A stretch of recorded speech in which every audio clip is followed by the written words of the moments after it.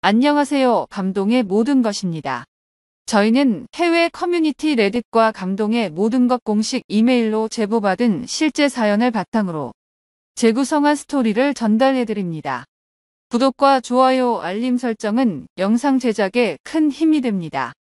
영상 수익은 독거노인 및 불우이웃에게 전액 기부되니 끝까지 시청 부탁드립니다. 그럼 본격적인 이야기 시작하겠습니다. 여기요! 여기에요, 아저씨! 빨리 급해요. 이쪽으로 와주세요. 잠시만요, 가고 있어요, 아가씨. 참 외국인이 성격이 한국인보다 급하네. 노을이 지는 한강에서 폴란드 여성들이 마구 소리를 지르고 있습니다. 누군가를 다급하게 찾고 있는 것 같은데요.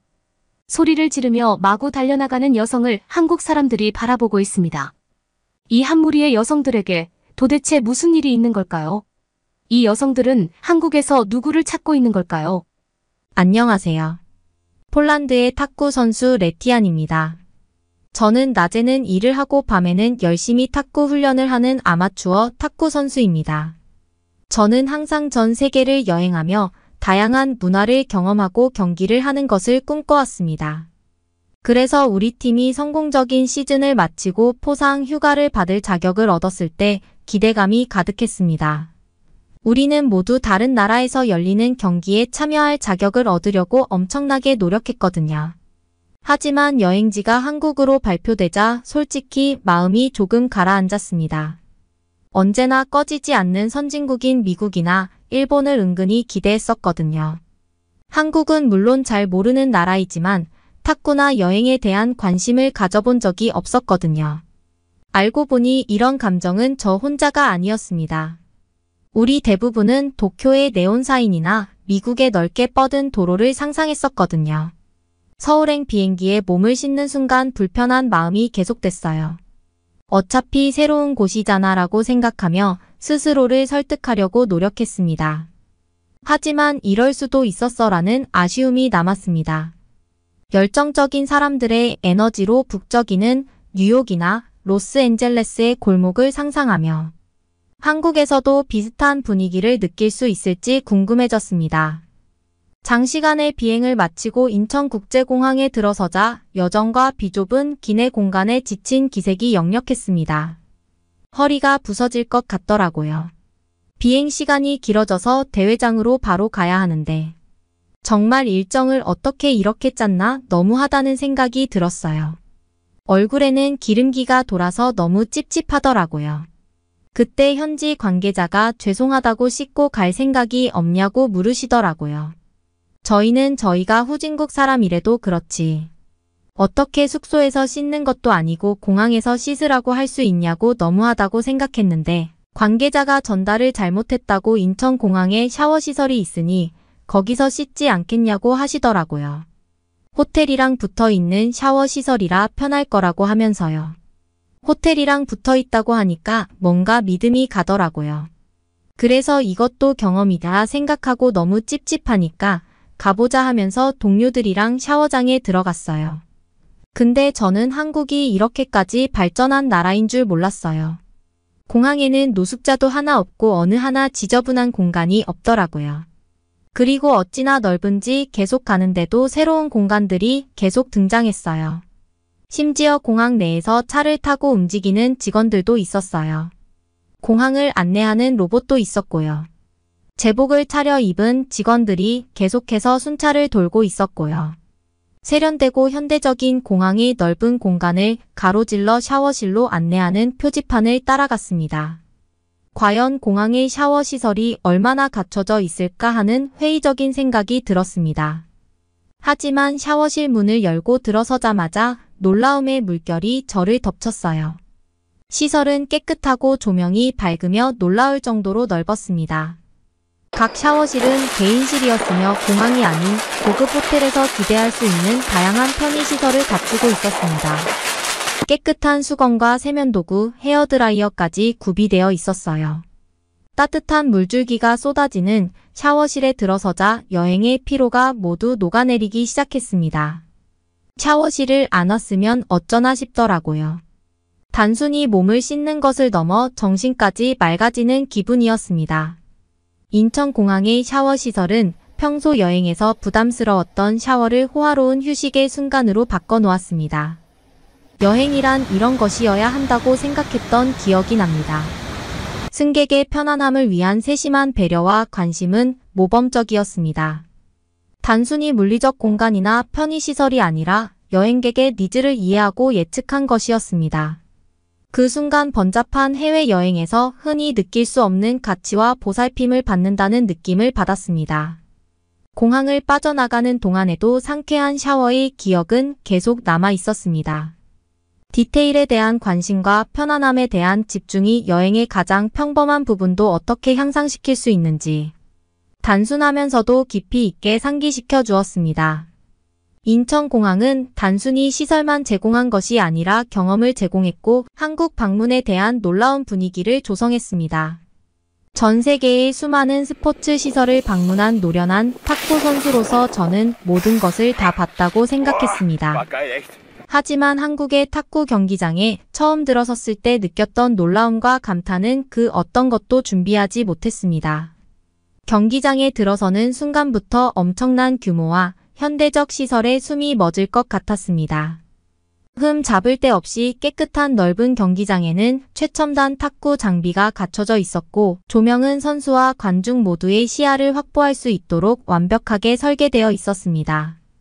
바닥은 깨끗했고 각 테이블은 넉넉한 간격을 두고 있어 충분한 이동 공간과 편안한 경기 환경을 제공했습니다. 하지만 가장 인상 깊었던 것은 경기장 곳곳에 정수기가 있다는 점이었습니다. 지금까지 여러 스포츠 시설을 방문하면서 이렇게 사력있고 편리하게 배치된 곳은 처음이었습니다. 경기장 구석구석에서 정수기를 이용할 수 있었습니다. 사소한 것 같지만 탁구처럼 에너지 소모가 많은 스포츠를 하는 선수들에게는 수분 보충이 매우 중요합니다. 한국에서는 정말 쉽고 편리하게 수분을 보충할 수 있었어요. 다른 곳에서는 경기 중 물을 마시려면 비싼 생수를 사야 하는 경우가 많았습니다. 하지만 이 한국 탁구 경기장에서는 테이블마다 몇 걸음만 가면 정수기가 여러 대 있어서 놀랐습니다. 물은 상쾌할 정도로 차가웠고 격렬한 경기 중 메마른 목을 시원하게 해줬습니다. 쉽게 접근할 수 있는 정수기를 이용하며 시설 곳곳을 돌아다니다 보니 경외감을 느낄 수밖에 없었습니다. 세세한 부분까지 신경 쓴 모습에서 스포츠 시설의 설계와 관리에 얼마나 많은 관심과 배려를 기울였는지 알 수 있었습니다. 알고 보니까 한국은 벌써 올림픽을 몇 번이나 개최할 정도로 인프라가 잘 되어 있는 곳이더라고요. 심지어 탁구 복식으로서는 금메달을 한두 번 딴 게 아니더라고요. 충격적인 건 이 시설이 모두 아마추어 탁구인들을 위해서 만든 대회라는 점이었어요. 이 경험을 통해 스포츠 시설이 무엇을 제공할 수 있는지에 대한 새로운 관점을 갖게 되었습니다. 단순히 장비의 품질이나 경기장의 크기가 중요한 것이 아니라 선수와 방문객의 총체적인 경험이 중요했습니다. 중국은 탁구 종주국인데도 여러 번 대회를 갔다가 불쾌한 경험을 하고 왔던 동료들이 엄청 많았거든요. 그래서 탁구 종주국임에도 불구하고 가고 싶다는 생각이 들지 않았었는데 이런 경험을 하게 해준 한국이 너무 감사했어요. 주택가에 자리한 한국의 에어비앤비 아파트에 도착했을 때만 해도 평범한 숙박이 될 거라 예상했습니다. 하지만 아파트 단지 입구에서 마주한 광경을 믿을 수가 없었어요. 아파트로 향하는 길의 복도를 따라 여러 개의 문 앞에 수많은 상자가 가지런히 놓여있는 특이한 광경에 눈을 뗄 수 없었습니다. 처음에는 의아했습니다. 집에서는 소포를 이런 식으로 방치하는 것은 거의 도난의 초대장이나 다름없었거든요. 왜 주민들이 택배를 이런 식으로 공공장소에 방치하는지 이해할 수 없었습니다. 호기심이 발동한 저는 지나가는 이웃에게 물어보았습니다. 놀랍게도 그 상자는 실제로 주민들이 집을 비운 사이에 배달된 택배라는 거예요. 정말 놀라웠던 것은 그 상자들이 보안에 전혀 신경 쓰지 않고 복도에 그대로 방치되어 있었다는 사실이었습니다. 이웃 주민은 웃으며 그거 가져가서 부자 되는 것도 아닌데 남의 거 가져가서 뭐 하냐고 말했어요. 그리고 한국에 CCTV가 잘 되어 있어서 남의 거 가져가면 바로 경찰서에서 만나게 된다고 하시더라고요. 폴란드는 길거리에서 핸드폰만 하고 있어도 핸드폰을 뽑아가는 경우도 있어서 정말 놀랐어요. 게다가 다음날 이 택배 시스템을 저도 이용해 볼 일이 생겼는데요. 대회 관계자분이 아침에 필요한 것들을 다 준비해 두었으니까 물, 간식 같은 것들을 아침에 챙겨오라고 하시더라고요. 어디 있냐고 물어봤더니 내일 아침에 문 앞에 있을 거니까. 그냥 문 앞에 있는 것들을 들고만 오면 된다는 거예요. 그러더니 갑자기 아 맞다 수건을 빠뜨렸네 하면서 그 자리에서 핸드폰을 만지시더라고요. 그래서 저희는 수건 정도는 저희도 탁구 선수라서 들고 다니니까 그건 저희가 챙기겠다고 말했어요. 그랬더니 막 웃으시면서 대회 준비하는데 그 정도도 안 주면 어떡하냐고 말씀하시는 거예요. 그러면 어떡해요 했더니 지금 시켜도 내일 문 앞에 있을 거니까. 컨디션 관리 잘해서 내일 보자고 말씀하시더라고요. 정말 다음날 아침에 일어나 보니 문 앞에 물이며 과자며 의심했었던 수건까지 놓여 있었어요. 한국의 신뢰 수준과 공동체 보안 의식은 전에는 경험하지 못했던 것이었습니다. 이곳에서는 개인 재산에 대한 집단적 존중과 함께 범죄에 대한 강력한 처벌 인식이 공유되어 있었습니다. 이 발견을 통해 한국과 우리나라의 사회적 차이에 대해 다시 한번 생각해 보게 되었습니다. 무인 택배의 안전뿐만 아니라 이러한 관행이 신뢰와 존중, 공동체의 책임감을 바탕으로 구축된 사회를 상징하는 것이었습니다. 또한 제가 생각하는 것보다 한국이 얼마나 발전한 건지 놀랍고 부럽더라고요. 심지어 더욱 놀라운 점은 탁구협회가 협찬을 받았다면서 스마트 기기를 모든 선수 단원에게 무료로 주신 점이었어요. 저희는 수상을 하지도 못했는데 이런 기기를 막 주셔도 되는 건지 정말 놀라웠어요. 스마트 기기가 좋다고 들어서 가지고 싶었지 사지는 못하고 있었는데 이렇게 주시니까 얼마나 감사했는지 모르겠어요. 나중에 보니까 지하철에서 한국 분들은 이런 시계를 많이 차고 계시더라고요. 시계를 차니까 제가 얼마나 걸었는지 뿐만이 아니라 칼로리를 얼마나 소비했는지까지 보여주더라고요. 옆에 있는 동료들이 얼마나 좋아하던지 운동을 더 하고 싶은 생각이 들더라고요. 여의도를 방문할 계획으로 서울 지하철을 처음 탔을 때 다른 대도시의 지하철에서 경험했던 번잡함과 혼잡한 승강장 제가 길을 헤맬 것을 대비하고 있었어요. 하지만 서울 지하철에서 만난 서울 지하철은 저에게 깊은 인상과 즐거운 놀라움을 선사했습니다. 가장 먼저 눈에 띈 것은 청결함이었습니다. 역은 깨끗했고 바닥은 반짝반짝 빛났으며 질서와 정돈된 느낌은 전에 본 적 없는 것이었습니다.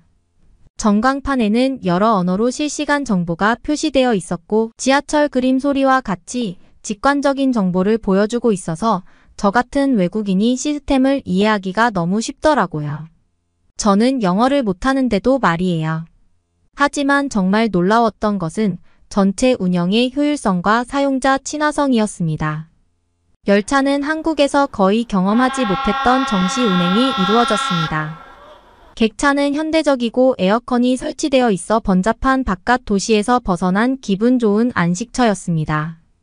여의도로 향하는 전철에 몸을 실었을 때 저는 출퇴근하는 사람들의 예의와 침착함에 놀랐습니다.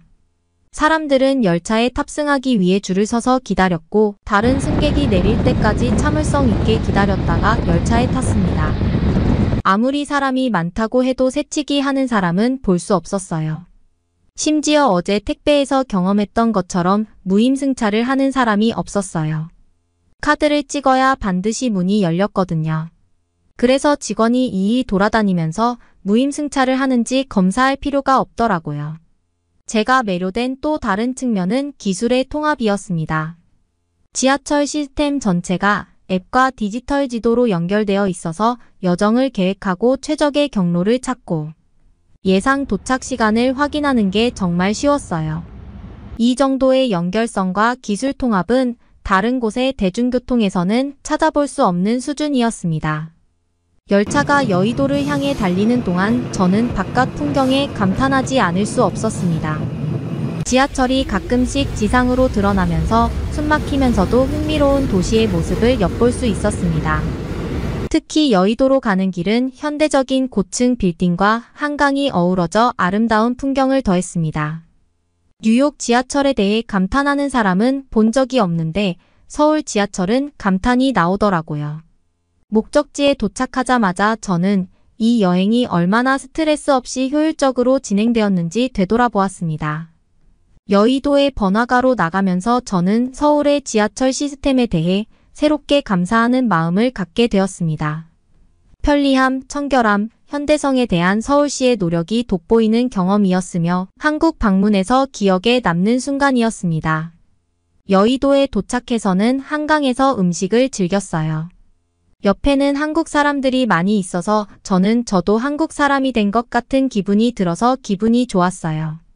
한국으로 오는 비행기를 탈 때만 해도 제가 한국을 이렇게 즐거워할 거라고 생각도 못했는데 말이에요. 저희는 돗자리도 준비를 해오지 못했는데 이미 역 앞에서부터 돗자리부터 해서 삼겹살, 치킨 모든 것들을 팔고 있더라고요. 심지어 전화를 하니까 한국에서는 주소도 없는 저희에게 음식을 배달시켜줬어요. 배달을 받으려고 서툰 한국말로 여기에요. 저 맞아요를 외치는 제 모습이 너무 웃기더라고요. 심지어 제가 외치니까 한국분들이 길을 비켜줬어요. 이 순간에도 질서정연한 모습, 남의 음식을 가져갈 생각조차 안 하는 게 재미있더라고요. 생각해보니까 한국에서는 불편함을 느껴본 적이 없다는 사실을 깨달았어요. 외국인이라고 해도 이 모든 편의를 누릴 수 있게 해준 한국 사람들에게 얼마나 감사했는지 몰라요. 저는 저에게 이런 경험을 제공해준 한국에 너무 감사하면서 반드시 돈을 모아서 온전히 한국에서만 한 달 살기를 해볼 생각이에요. 그걸 위해서 지금 정말 열심히 돈을 모으고 있습니다. 사실 동료들 중에서는 꼭 한국을 경험시켜줘야 한다면서 갔다 온 지 얼마 안 돼서 가족들을 데리고 여행 간 친구들도 많아요. 저는 한국을 즐기려면 일주일 정도로는 안 될 것 같아요. 얼마나 즐거운 도시인데요. 다음에 다시 오면 온갖 것들을 다 해볼 거예요. 한국 사람들이 저에게 보여준 신뢰를 다시 경험하고 싶어요. 오랜 장인 정신으로 만들어진 여러 패션 용품과 미남 미녀가 많기로 유명한 이탈리아에서 종교적인 이유로 혼전 순결을 원하지 않으면서도 지켜오던 미모의 패션 모델이 있습니다. 그녀는 촬영 도중 이건 아니라는 생각에 촬영장에서 갑자기 소리를 치며 감독과 말다툼을 시작하는데요. 과연 무슨 일이 있었던 걸까요? 그럼 본격적인 이야기 시작하겠습니다. 안녕하세요. 제 이름은 예니콜라고 합니다. 오늘 제가 꼭 알려드려야 할 사연이 있어서 찾아왔어요. 제가 한국인 남친을 만나고 결혼까지 하게 된 이유, 그리고 한국에서 겪었던 충격적인 사건에 대해 알려드리려고 합니다. 안녕하세요. 저는 최고의 명문 기숙학교인 가톨릭 학교에서 공부하고 자랐습니다. 저희 집안은 아주 뿌리 깊은 가톨릭 집안이었거든요. 보고 계시는 분들 중에 혹시 성당을 다니시는 분이 있다면 죄송합니다. 그런데 제가 할 말은 해야겠어서 양해 먼저 부탁드립니다. 저는 솔직히 혼전 순결에 대해서 너무나 마음에 들지 않았어요. 말 그대로 제 몸을 제 자유대로 쓸 수 없다는 이야기를 듣다 보니 괜히 오히려 반발하고 싶은 마음이랄까요? 그렇다고 해서 제가 남자를 막 만나고 다니는 해픈 여자도 아니었죠. 남녀공학이지만 그렇다고 남녀가 같은 기숙사가 아니었으니까 말입니다. 남자 사람 친구 정도는 있었어요. 그리고 저에게 고백하던 남자도 많이 있었어요. 그러나 저는 당시 또래 남자아이들에는 전혀 흥미가 없었죠. 다들 빼빼 마르고 저를 휘어잡는 카리스마도 없었습니다. 대신 저는 친구들끼리 돌려보는 것으로 제 욕구를 충족했어요. 바로 한국 드라마였죠. 사실 저희 학교는 허용되지 않은 전자기기를 사용할 수 없습니다. 그런데 어떤 친구가 전자사전에 한국 드라마를 다운받아온 것이었죠. 한국 분들도 전자사전 기억나시는 분들 있으실 텐데요. 하여간 그 친구는 친한 친구들에게만 알려주고 일정 돈을 받은 뒤 한국 드라마를 시청할 수 있게 전자사전을 빌려줬습니다. 저는 한국 드라마에서 나오는 달콤한 키스 장면을 보면서 언젠가는 이런 멋진 남자, 주인공과 사랑을 나누고 싶다는 상상을 했죠. 그렇게 저는 상상으로 수십 번의 연애를 하며 중학생, 고등학생 생활을 견뎠습니다. 그러다가 마침내 대학생이 되었지요. 허나 대학생이 되었다고 해서 뭔가 변한 것은 없었죠. 이탈리아 남자애들은 뭔가 남자다움이 느껴지지 않았습니다. 여러분들의 생각보다 훨씬 왜소하고 별로예요. 그러다 제 대학 친구들이 해외 워킹 홀리데이를 추천해줘서 오랫동안 한국 드라마를 시청한 경력으로 한국어 공부를 했죠. 워킹 홀리데이 비자를 받으려면 한국어 자격증을 취득해야 했습니다. 의외로 한국어가 문법으로 들어가니 꽤 어려웠어요. 참 신기하게도 문법을 확립하니 한국어만큼 말하기 쉬운 언어가 없었죠. 다행히 자격증을 따고 워킹 홀리데이 비자도 나왔습니다. 그렇게 한국에서 여러 가지 아르바이트를 하면서 정말 다양한 한국 사람들을 만났어요. 그러다 제 눈에 확 들어온 사람이 있었답니다. 제가 모델 촬영을 하면서 자주 협업하시던 촬영 감독이 있었죠. 일을 하면서 그만큼 프로페셔널한 분을 본 적이 없었어요. 저는 사실 제 외모와 몸매만 믿고 촬영 감독님들한테 버릇없게 군 적이 많았습니다. 그럴 때마다 다른 촬영 감독님들은 저희 요구사항을 많이 들어주셨는데 이 촬영 감독님은 달랐죠. 제가 버릇없게 굴자마자 저를 따로 불러 아주 호통을 치신 적이 있었어요. 호통을 듣는데 기분이 그닥 나쁘지 않았어요. 정말 새겨들어야 할, 진작에 들었어야 할 이야기였습니다. 자세를 제대로 취하지도 않고 촬영 감독 보고 움직이라는 거야. 지금 너는 네가 가지고 있는 재능을 썩히는 거야. 어떻게든 잘 지키려고 애를 쓰는 모습을 보여야 촬영 감독도 최대한 아름다운 장면을 끌어낼 수 있다고 하셨죠. 저한테 이렇게 대한 남자는 처음이었어요. 항상 굽히던 남자뿐이었는데 뭔가 색달랐습니다. 그래서 촬영 일이 있을 때마다 항상 그분에게 사진을 찍히고 싶었죠. 그래서 매니저분한테도 최대한 이분을 촬영 감독으로 섭외해 달라 했고요. 그러다 보니 호통도 많이 듣게 되었지만 사실 그분에게 호통 맞는 게 기분이 좋을 때가 더 많았어요. 결국 저는 결심했습니다. 그분에게 데이트 신청과 식사를 같이 해도 되겠냐는 부탁을 드렸죠. 예상대로 촬영 감독님은 몇 번 거절하셨어요. 제가 보기 싫은 것은 아니지만 만남이 생각대로 잘 되지 않는다면 일적으로 부담이 생길 수도 있는데 괜찮겠느냐고 하셨지만 저는 정말 괜찮았습니다. 혹시나 데이트를 하고 나서 저를 싫어하게 되셔도 상관없었어요. 저는 이미 그분을 짝사랑하고 있었으니 다른 사람을 사랑할 이유가 없잖아요. 제가 그런 식으로 말하니 촬영 감독님도 빙그레 웃으시며 저의 데이트 신청을 받아들여 주셨습니다. 데이트를 몇 번 하고 나니 그분의 과거에 대해서 많이 알게 되었죠. 예전에 럭비도 하시고 정말 다양한 운동을 하셨더라고요. 그래서 체격도 정말 좋으시고 운동부와 군대에서 단체 생활을 하다 보니 다른 사람에 대한 배려와 눈치도 최고 수준이었습니다. 또한 남자다운 매너도 모두 갖추고 계셨어요. 에스컬레이터를 올라갈 때는 여자가 먼저, 내려갈 때는 남자가 먼저, 식사 메뉴판도 제가 먼저 볼 수 있도록 돌려준다던가 자리도 창가가 보이는 자리에 제가 앉도록 배려해 주셨어요.